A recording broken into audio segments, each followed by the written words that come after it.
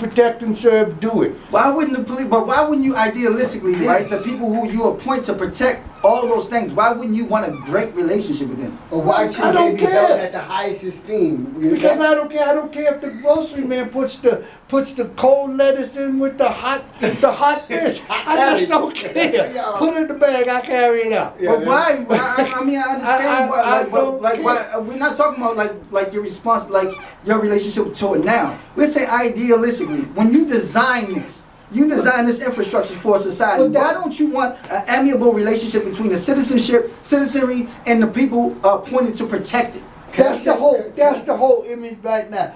There's where the breakdown happens. The ideology, we're expecting something from the police, but we're not saying what it is. I tell them exactly what I tell them what you do. You work for your money. Do your job. And see, I blame it on the mayors in the city, and I blame it on the police commissioners and the police chiefs. There we go. They need to revamp, re-educate, and reform the whole police justice system across the whole nation. Not the police. It needs an enema. So that's what it needs. It was in the Telegram Gazette today. Police Gem stepped up and I guess said something about it's a travesty and this relationship is bad. He admits to the culture of policing being bad and the culture of the black community being bad. But the end game is obviously I hear what you're saying. Do you hear what I'm saying? And where do we go from there? That's the point that no one wants to do. But to Troop's point, if the police has a job, then they're just doing their job. You're talking about the politicians. You're talking about the police chief. You're talking about the policymakers who just continue to keep allowing these new crimes to come out. Just like Gordon was talking about last week, the broken window stuff. Yeah. And Esau, they were in the papers. Esau and Yancey about about now. They flipped over. They went to the other side of the fence now and was saying that the relationships aren't that good in the community. But they also, like to Troop's word, police need to do their job, which is get in the community and build relationships. But we already know that can't happen. We don't know that can't happen. They're not going to do it. They know right now that the news media is all over this and this. And I've said this 100 times. People get mad at me. White men are innately afraid of black men. Just stand up. They're afraid. They might talk a whole lot of yin yang when they're by themselves, but as soon as the black man stands up and looks at him, he said, "Oh my God, he's going to hit me." It's just the way they've been raised. That's the voice of the voiceless back. No, that's a true fact. That's a true fact. Everything they've been experienced from their little childhood is black is bad and evil. Everybody's scared of the devil. He's harmless.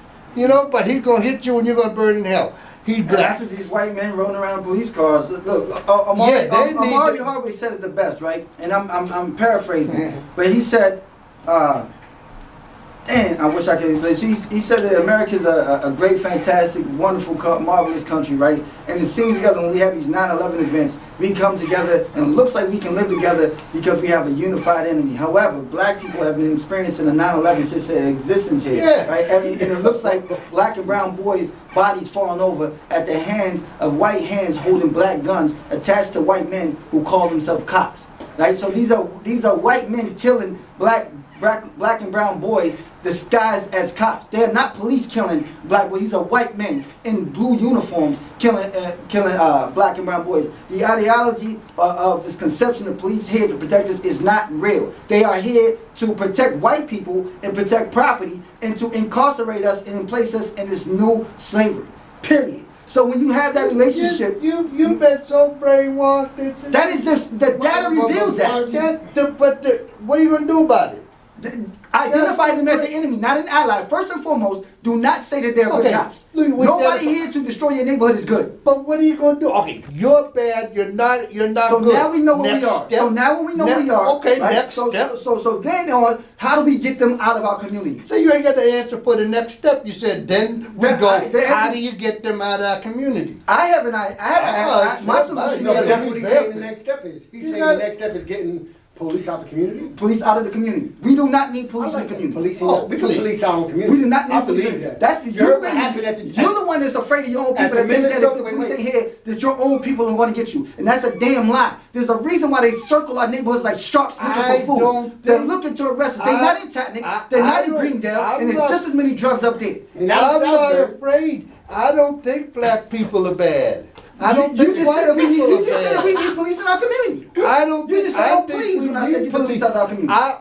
Police that come in my community do your job. That's what I'm saying. Their job is to take black and brown men and boys out of their home. No, that's in your thing. That's what the data reveals. No, that's what the media shows. No, that's what the data reveals. When you look at it, you say, okay, what is the police doing? They are protecting our neighborhood. Okay, what's the results of this? Okay, they have this many people incarcerated. The United States has this most people in the world incarcerated, right? Over 2 million people, right? Okay, now what do these people look like? Oh, what a surprise! They're black and brown, so they are protecting America from black and brown people. Is that the case? No, these people are not. They're not rapists and murderers locked up. These are drug dealers. So people committing socio-economic crimes. They are poor people trying to survive. I ain't never going to condone drug dealing. I think that's a predator and a blight on the planet. I'm not asking you to condone drug dealing. I'm telling you that's who they are. Address a situation that causes black and brown people to have to deal drugs. Address that, and then you won't have it. Because yesterday, playing ball, dude was like, yo, what if the police chief came up to you right now and said, listen, I know you got a record and all that. I got a job for you. We're gonna put you in the police training, and we want to see, you know what I mean, how you can build relationships with the community. Would you take the job? No.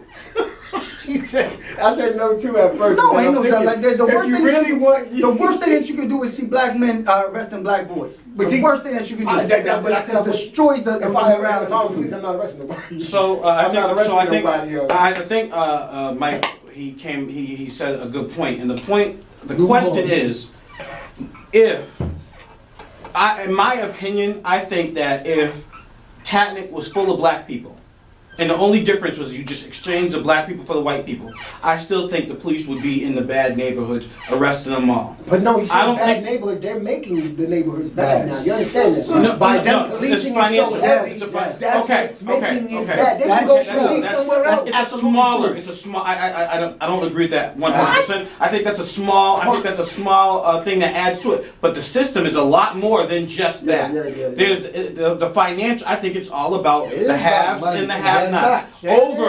Above white and black. Because there's nice neighborhoods. Right. I'm saying that it's above that.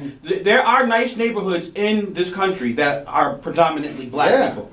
And they are treated the same way the nice white neighborhoods are treated. Because they got the right people representing them. They got the money. They got the money. Right. There's about 12 of those neighborhoods. So they got the money. In 52 states. That is they got the money. When you talk about 12, very unacceptable.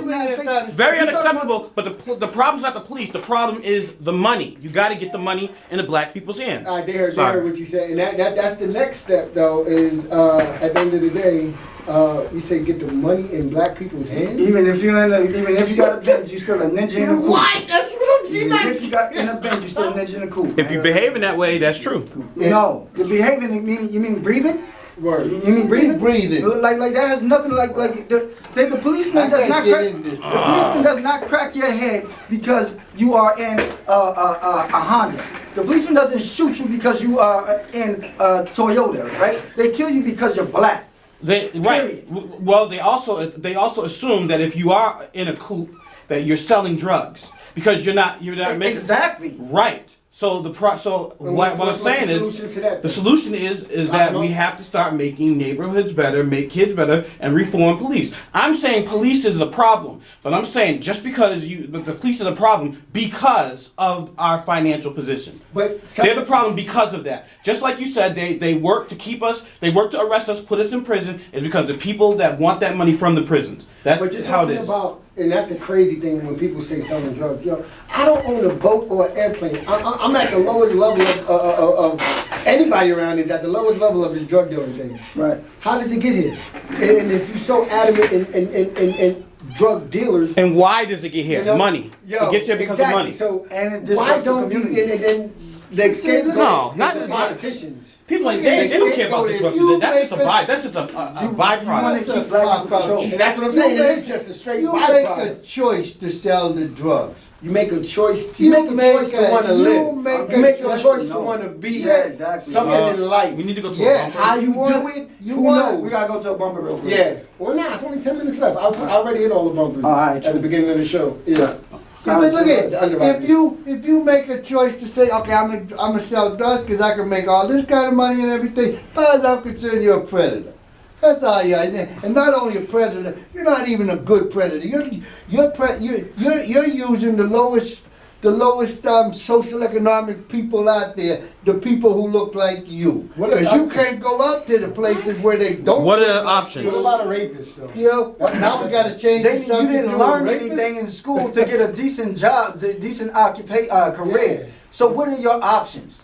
What do you mean, what are your options? You True wanna learn, you care, gotta man. learn. Well, they didn't learn. You missed that opportunity. Now you're What do you mean? 15. You're not Now you're 15. stupid. What do you want to do? You're not stupid. Yes, it doesn't matter about stupid. You don't have a skill set. You don't have an educational level, competency. make your to get educational But what are level. you going to do today, Drew? In What do you mean? a society that says that you are nothing and your value is based on how much you have in your pocket. You talk about the ideology, right? And I I understand. can't talk about what I'm gonna do, but I'll tell you exactly what my grandchildren do. They read every day. They still doing homework and it's summer. There's over You know? 100 million people who don't say truth. Hey. Those my grandfather. Hey, So we're and talking about that's- them. We're talking about them. That's fine. How many drug dealers do you think we my have in this country? grandchildren, when they get to be your age, they'll be walking fine. Why are you, Troop, if you're saying that They'll be scientists.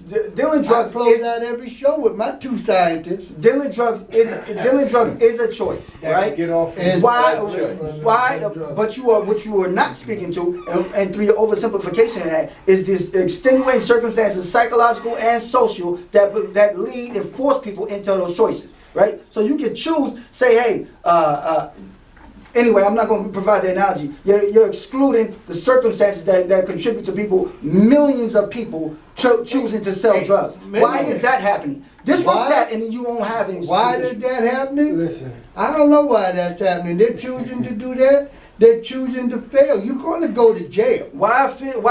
Go You're ahead. going to go to jail. I don't And- care. and You're y'all- breaking the I just law. think- Why don't I they just- care, Drew? No, They that's- know this. Why don't that's they the craziest care? I thing have no So think idea this, though. I why think they it's want to work intentional. hard to go to jail. All right, true. Makes no difference. But I I don't think know. it's I don't know. intentional. It's intentional for American people who read and kind of do whatever to have this perception that, of course, a drug dealer is worse than the worst crime you can do.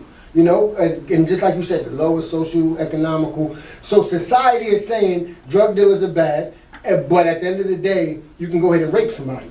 And that's and I'm just letting you know that just because of Stuff like punishment. Just because of punishment. Do you understand punishment? The punishment. I'm understanding. It being a That's crime, right. and what I'm gonna have to deal with if I do this. Yeah, so if I can choose to take your wife and be gone and be out of jail, but I can sell drugs and never come home again. That's what society says. You making up That's stories. true. Right, That's I'm true. making up no Look story. I'm at- looking look at at- That's true. 31 days is Look the at- least amount of time you can serve I for rape. hate. Look at. That's If insane. you're a drug dealer, you're working hard to be that drug dealer. You're setting up your little business. The more your business expands, the more identification comes on you. It's all negative It's the only because business it's where success against is the a law. detriment. Success in So this is sooner bad. or later, that success you get as a drug dealer puts you in They jail. put you on the target. People want to rob you. Yeah, all like stuff. that. That makes a whole lot of sense to me. I might as well shoot myself in the beginning. But you don't understand. I'm Listen, saying, True, yeah. through my recruitment for a coffee cafe and just organizing, you underestimate. You don't understand No. how hopeless people are, right? Like people You're are right. people You're right. are resigned to why things cannot work, right? And Yeah.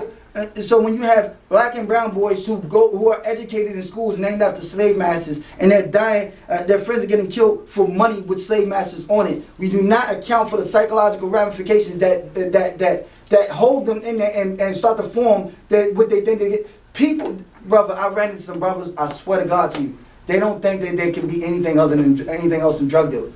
I swear to God to you, they like to think of themselves as anything other than that seems just ridiculous. And it's generational. Like, you see everybody in their family thinks like that. Their neighbors think like that, right? Like, they are consumed by what it's like to be a black boy in a white supremacist nation. You conquer that, you're exceptional. Not everybody's exceptional in that way. Obviously not. You're not exceptional. You're condoning all this. No, I understand it. I'm not condoning it. I understand it. If you understand it, then you wouldn't argue for it. No, that means I know how to fix them. You don't know how to fix them. What you're doing, you don't know how to fix it. Yes, I do. Then why is it going on? Fix it. It takes time. It's not the first thing you have to do. You ain't got it. You do not have a plan to fix it. Yes, I do. It's called OCOPI. And what is that? That means that we put together, we get all the marginalized communities together, all the have-nots, and then you go and have a conversation about why that we're letting 10,000 votes keep the status quo in this city. So each community be responsible for itself. You come and produce a candidate, and we go, in 2017, we take over the whole city and take over $611 million city budget. That's how you do it. Self-determination. The people who can lead should lead. The people who understand, they lead. People are sheep, and they are impacted with all type of post-traumatic stress, and the people, the burden falls on the intellectuals and the people who understand the problem to provide the solutions and act. There you go. The burden falls on the intellectuals and the academics to take control and act. Sounds like what we got going on right now. Yeah. I don't know. You got a lot of words to your thing, but it sounds like the same old story, just a different cast. It's how we get. You're absolutely right. The people there's all type of intellectuals. There are people intellectuals that have a mean spirit, who have a bad spirit, intellectuals that have a good spirit. Yeah. Right now, we are seeing the results of the intellectuals taking control and acting, but they are the ones with the diabolical, maniacal. And they need to be ousted. I agree with you 100%. We need the antithesis. The intellectuals who's driven by righteousness. Your timeline. What I agree with it. We got a whole new generation coming up like this, and if they keep following in these footsteps, nothing's going to change. Right? Nothing's going to change because this world has changed so drastically. We got kids chasing little itty bitty make believe things out there in the park, and these are adults. It's challenging to see, but that's the solution to obesity. Yes, it is. Yeah, So you're saying what you had all these adults. That Pokemon game is a solution for it got kids out the house. It got kids meeting strangers. And we got kids being active. And then Pokemon Go is a godsend. And then they got the other kids who had creative enough minds to say, why don't I just tell there's a Pokemon over here and then I rob them. That's not that's crazy. That's hoopla. Like, that's happened once or twice. Like, happening once. It doesn't matter. Like, if you had everybody going out, it happened all over. If you got people like that everywhere. If you had this phenomenon of people going out praying on the corner, there's gonna be somebody that's gonna rob people praying on the corner. Right? So like, it doesn't matter. Like, that's going to happen. Opportunity. Of course, it's going to have opportunities. Just like people gonna take opportunity to do absolutely the least amount of work they can do and try to get the biggest benefit out of it. And then you got people who don't want to do. You don't work harder, you work smarter. Then you got people who don't want to do anything and want to get everything. And they're the ones just going to complain. Well, I mean, you got to educate this new generation that's coming up so that they don't fall into that trap of just being who they not wanting to be. They never get to be who they want to be. Word, and I think definitely that the younger generation, they making their own rules. Yeah, they don't care nothing about what diabolical, whatever. So they are dying to get that rep to be diabolical right now. They are dying for someone to disrespect them, or for them to feel like they disrespected to earn their stripes, and it's just nuts. I'm like, huh? I don't think so. I think the kids now. We talking about grown men being soft. Yeah. We got a minute left. I would shout out to my lovely bride Laura and to my two scientists. That's right, Mason and Max. Hey, just saying, Mike, I ain't got no problem with being soft, man. We need more softness, man.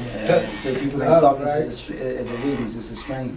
Think it's a game. Think it's a game. Think I won't when I will. And people, I won't be here next week because Trooper Joe's got to go conquer Pikes Peak. That's right, he's going into the air. I'm going to the heights, 14,000 feet, straight up. Straight up. And that's what I would like to tell out to my wife, and again, echo the sentiment. I don't know about soft, but we need a lot of love And I know love ain't got no color. Love doesn't, you know, got no diet. You can't buy love, and love ain't got no color. But we need a lot of love in people's hearts out there, you know. So shouts out again, Voicless, Dread, True. Right. 5 o'clock shadow, Massacre Radio. Come check us out. Check us out.